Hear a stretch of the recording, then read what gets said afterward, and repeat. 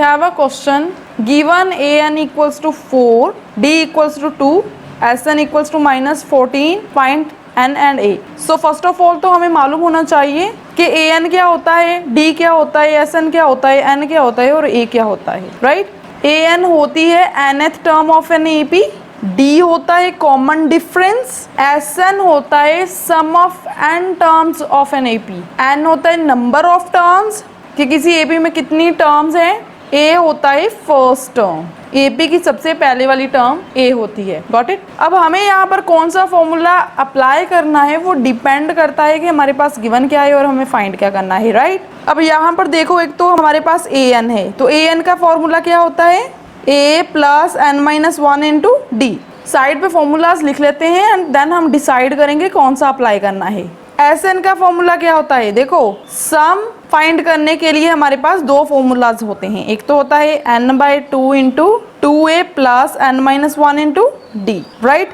And second formula क्या होता है, Sn equals to n/2 into a plus l, where l is last term, an बोलते हैं इसको, ठीक है। तो अब यहाँ पर देखो, इन तीनों में से हमें कौन सा फॉर्मूला अप्लाई करना है। अगर तो an का फॉर्मूला अप्लाई करना है तो उसके लिए हमारे पास क्या होना चाहिए, a, बट a हमको फाइंड करना है, राइट। सेकेंडली क्या होना चाहिए, n, जो कि हमारे पास नहीं है, वो भी हमें फाइंड करना है। d होना चाहिए, यस d है हमारे पास, बट अब इसमें हमारे पास दो टर्म्स नहीं है, तो अगर हम यहाँ पर n की वैल्यू फाइंड आउट कर लें तो इस फॉर्मूले को यूज करके हम a की वैल्यू निकाल सकते हैं, राइट। अब आते हैं सम के फॉर्मूले में, ठीक है। इन दोनों में से हम कौन सा फॉर्मूला यूज कर सकते हैं, ऑब्वियसली ये वाला कर सकते हैं, करने को तो ये भी कर सकते हैं बट ये थोड़ा सा लेंथी हो जाता है, राइट। इसकी जब हम कैलकुलेशन करेंगे तो वो बहुत लेंथी हो जाएगी, बट इसे इजीली कैलकुलेट कर सकते हैं। और ये फॉर्मूला हम क्यों लगाते हैं, जब हमारे पास लास्ट टर्म होती है, तो यहाँ पर हमारे पास लास्ट टर्म है तो हम ये वाला फॉर्मूला प्रेफर करेंगे। अब देखो Sn की वैल्यू हमारे पास -14 है, n की वैल्यू हमारे पास नहीं है, ये हमें कैलकुलेट करनी है, a की वैल्यू भी हमारे पास नहीं है, लास्ट टर्म की वैल्यू हमारे पास है। अब देखो, एक तो ये फॉर्मूला हमारे पास सिलेक्ट होता है और एक ये होता है, ठीक है। इन दोनों में से हमें n की वैल्यू भी निकालनी है और a की भी निकालनी है। सिमिलरली यहाँ पर भी दोनों की वैल्यूज निकालनी है, क्वेश्चन में भी यही फाइंड आउट करना है। तो अगर हम इन दोनों फॉर्मूलाज को यूज करते हैं तो दोनों parameters that is n and a की वैल्यू निकाल सकते हैं। Now let's see how. सबसे पहले ये वाला फॉर्मूला अप्लाई करते हैं।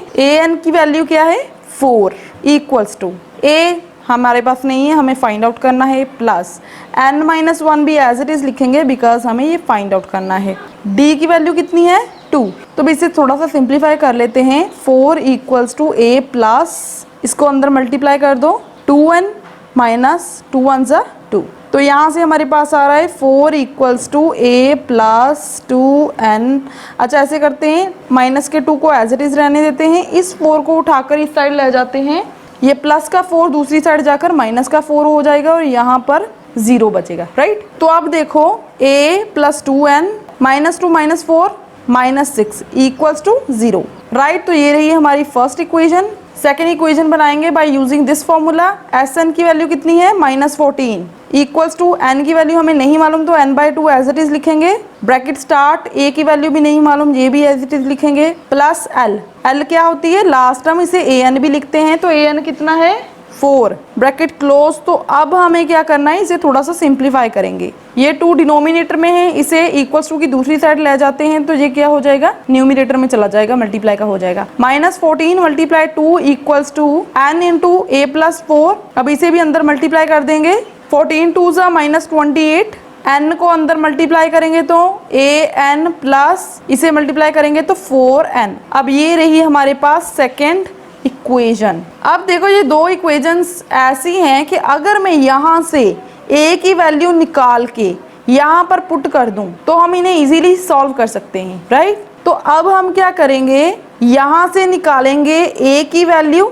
और पुट कर देंगे इन इक्वेशन 2। यहाँ पर लिखते हैं from equation 1 a equals to, देखो ये सारा उठाकर दूसरी साइड ले जाएंगे, प्लस का 2n दूसरी साइड जाकर माइनस का 2n हो जाएगा, -6 दूसरी साइड जाकर प्लस का 6 हो जाएगा, पुट इनटू ए की इस वैल्यू को पुट करेंगे हम इक्वेशन नंबर 2 में, -28 as it is equals to, a की वैल्यू कितनी पुट करेंगे, -2n + 6 into n + 4n, right. तो अभी इसको थोड़ा सिंप्लीफाई करेंगे, -28 एज इट इज, n को अंदर मल्टीप्लाई कर सकते हैं तो इसे मल्टीप्लाई कर देते हैं, -2n² प्लस ये n 6 के साथ मल्टीप्लाई होगा तो 6n + 4n। यहाँ पर देखो -28 equals to -2n², 6n + 4n plus का 10n हो जाएगा। अब यहाँ से हमारे पास एक क्वाड्रेटिक इक्वेशन आ रही है, अगर मैं इस 2n को उठाकर लेफ्ट हैंड साइड ले आऊँ तो ये पॉजिटिव का 2n² हो जाएगा, इस 10n को दूसरी साइड लेकर आऊंगी तो ये माइनस का 10n हो जाएगा,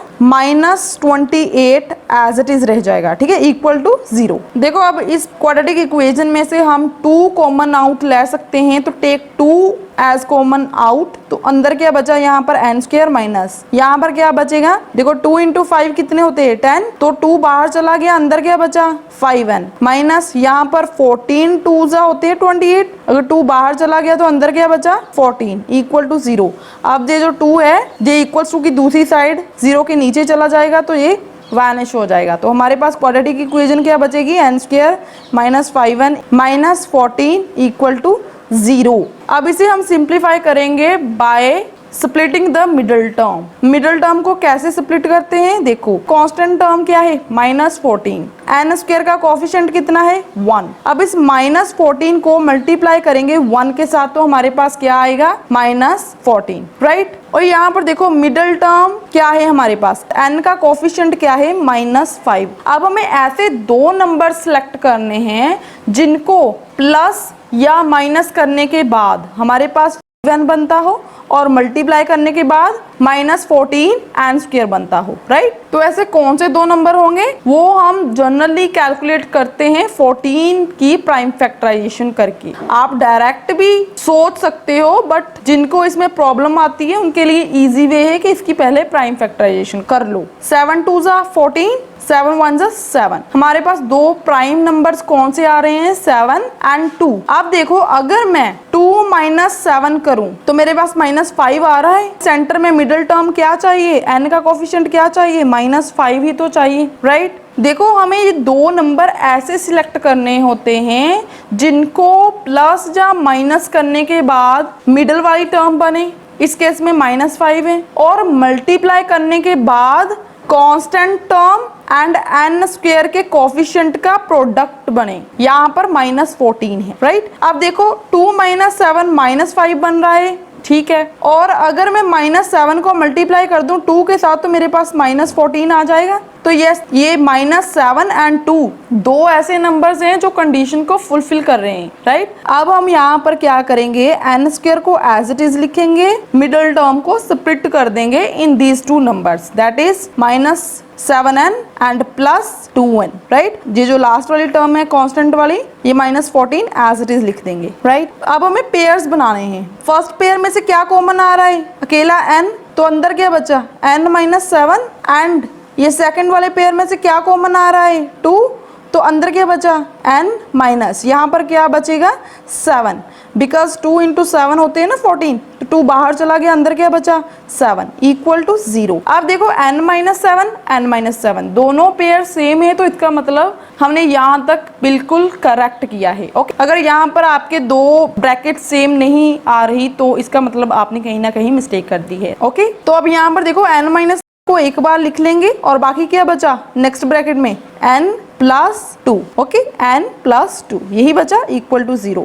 अब इसका मतलब है n - 7 भी इक्वल टू 0 है एंड n + 2 भी इक्वल टू 0 है। अब यहाँ से n की वैल्यू आएगी +7 एंड यहाँ से n की वैल्यू आएगी -2, और हमें नेगेटिव टर्म को निग्लेक्ट करना होता है in case of n।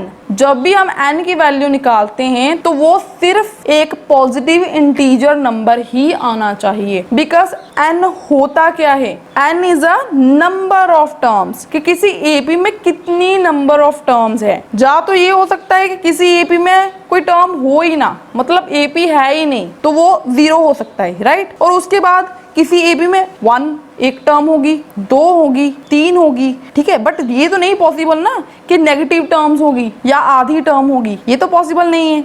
So that's why जब भी n की वैल्यू हमें कंसीडर करनी है वो एक पॉजिटिव इंटीजर नंबर होना चाहिए। ओके, तो यहाँ से हम इसको लेंगे और इस नेगेटिव वैल्यू को निग्लेक्ट करेंगे। n की वैल्यू 7 है। सेकेंडली हमें a की वैल्यू फाइंड आउट करनी थी, तो अब यहाँ से देखो a किसके इक्वल है, a हमारे पास है -2n + 6, तो यहाँ पर n की वैल्यू पुट करेंगे और a की वैल्यू निकाल लेंगे। -2 × n, n की वैल्यू कितनी है 7, तो यहाँ पर 7 भरेंगे +6। अब देखो यहाँ पर क्या आ रहा है, -2 × 7 -14 + 6, तो इसे कैलकुलेट करने के बाद क्या आएगा, -14 + 6, माइनस प्लस माइनस हो जाएगा और साइन वो जो ग्रेटर नंबर के आगे है दैट इज -8। तो अब यहाँ पर देखो n की वैल्यू हमारे पास 7 आ रही है एंड a की वैल्यू -8 आ रही है और यही हमें कैलकुलेट करना था।